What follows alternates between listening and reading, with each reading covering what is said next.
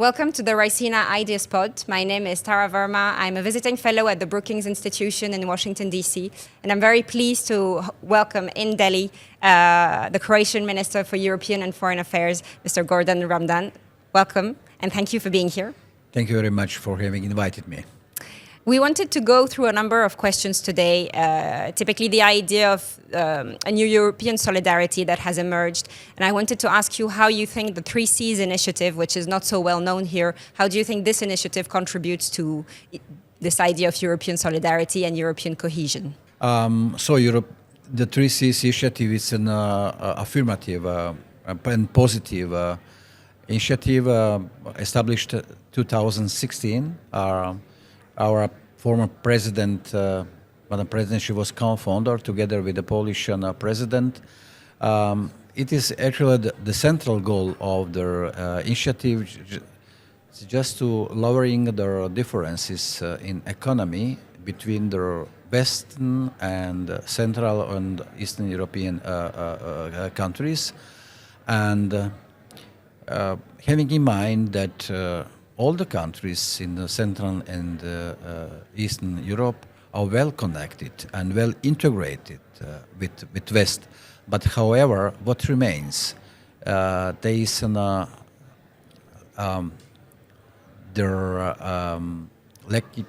lack of the connectivity from on north to south axis. And we just recognize three very important sectors just to improve the economy and growth of economy with digital transformation, security, energy diversification, and of course traffic infrastructure. And it was 7 years ago, and now has proven that this initiative is really, in this very challenging and daring time, very, very important. And Croatia contribute with its energy and security. We opened the LNG terminal on Island Kirk as of 1st January 2021.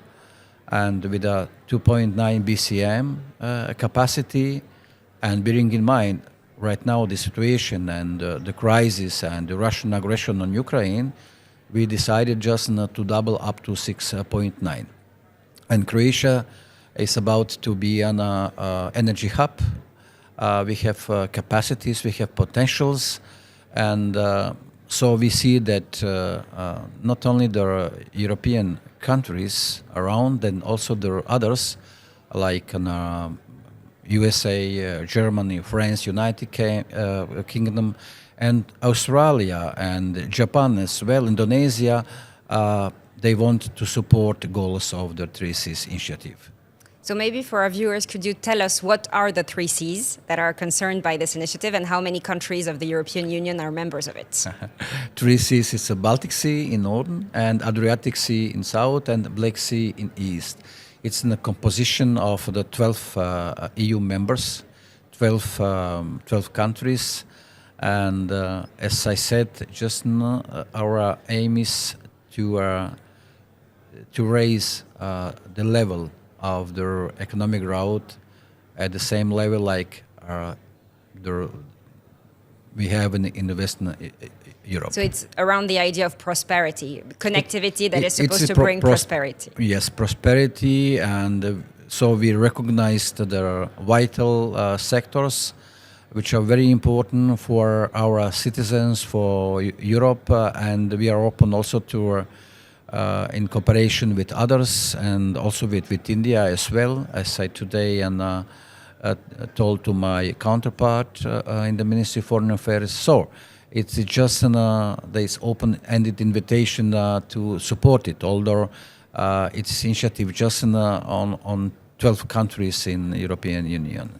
There was a controversy at some point about the initiative. Could you maybe explain to us what the controversy was about and how the response came from the 3Cs initiative group? Yes, despite various geopolitical interpretation of the 3Cs initiative and Of course, the investment gap between the West and all the new EU countries remains evident, and it is really something that there is not room for any misinterpretation. We would like to enhance the traffic infrastructure. Connectivity is very important from northern on the north-south axis. We'd like to energy diversification. It's now the top, the main issue, not only in European Union but also worldwide.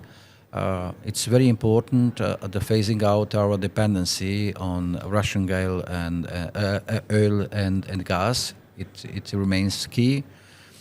And digital transformation. It's something that connected all of us, not only in the 3Cs initiative, but 3Cs initiative is a good platform how we can work together. And it is not, we are not rival to some countries, but we are inclusive. We are inclusive in this regard that so we want to just to raise this level. And it's about of cohesion policy and of course the other sectors of the common interest, like agriculture and others. So do you see other countries in the EU trying to replicate this model of regional cooperation? Of course, there discussion whether we can just include other countries. Ukraine, for example, became their partner, but if you just would include one country, there is precedent also for other countries. So far, it's just not 12 EU members. But of course, we are ready and we are project-oriented and we offer so many possibilities in such fields of their cooperation and various cooperation that for also third countries. You've mentioned the war in Ukraine and the necessity to reduce the dependency on Russian oil and gas several times already. What would you say the response of the 3Cs initiative was to the beginning of the war in Ukraine? So first of all, the countries in the 3Cs initiative is also there at the same time the members of the European Union and the members of NATO, most of them, however. And we have really a great responsibility, of course, among the European Union. And through their global gateway strategy is very, very important strategy and framework of their cooperation with others. And we don't see that war in Ukraine is the war. It's an aggression, and we define it as aggression. Newly we adopted in New York in the General Assembly the resolution on principles based on comprehensive and just and lasting peace. 149 countries signed this resolution. This resolution means that Russia should, without delay, to remove from Ukraine territorial integrity of Ukraine in its internationally recognized borders. And Russia started the war, and it's only Russia who just could stop the war and remove its forces from Ukraine. Otherwise, we have the demise of the world order. If we want to have a world together, and we have to keep on the rules.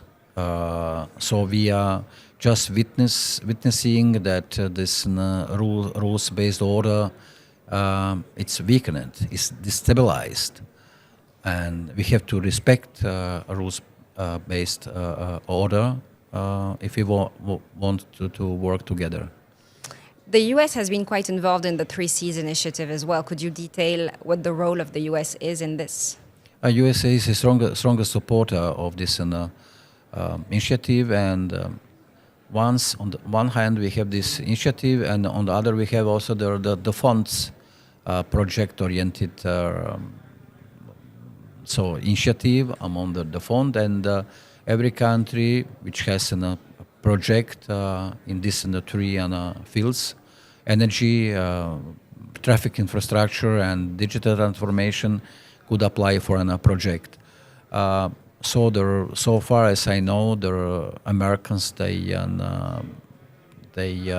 paid invested 300 million American dollars, and it's also up to the countries also to participate with the least 20 million euros. So if you want just to keep it this actively on this 3Cs initiative, it must be this 3Cs initiative should not be just in a written form. We have to see the results, the outcomes from this 3Cs initiative, and we would like to connect LNG terminal from Croatia and with a place in Poland. I cannot remember the place, but it is something concrete. And there are so railway projects. For example, every country has an interest. Croatia, having in mind that Croatia is touristic-oriented country, and that it's also car destination for these countries, Poland, Baltic states, and so on. We would like just to strengthen, to enhance our traffic infrastructure. The good news that Croatia is already in Schengen zone, so the last obstacle was removed. We are now introduced euro as a currency, European currency. So Croatia is really open, and if you just set on in Stockholm, and you can just come without delay and stop over somewhere just to the borders. Just before we were doing this, you were on a panel, a panel in the plenary about the Eastern shift in EU politics. And so we were talking about this new geopolitical Europe, a Europe with new ambitions. Sitting here in New Delhi, I have to ask you to end this discussion. How do you see Croatia's engagement in the Indo-Pacific with this new European will to do more?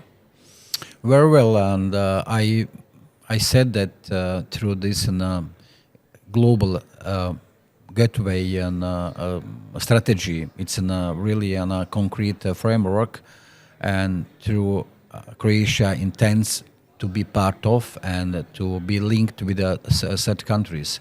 And also this topic team, I spoke with my colleague, the Indian Minister of Foreign Affairs, who is also interested in doing to cooperate in this initiative. Of course, we see India is a key partner in implementing EU's Indo-Pacific strategy. Of course, there are many similarities sort of with India's Indo-Pacific Oceans initiative as well. So it will definitely be possible to work together for the region's stability, security, prosperity, and sustainable development. And my country, Croatia, recognized this political, economic, and historical, of course, differences of Indo-Pacific countries. We respect history, different experience, but however, we want to avoid further polarization in the region, in the interest of the common society. Thank you, Minister, for joining us at the Raisina Ideas Pod. Thank you. Thank you very much. Thank you.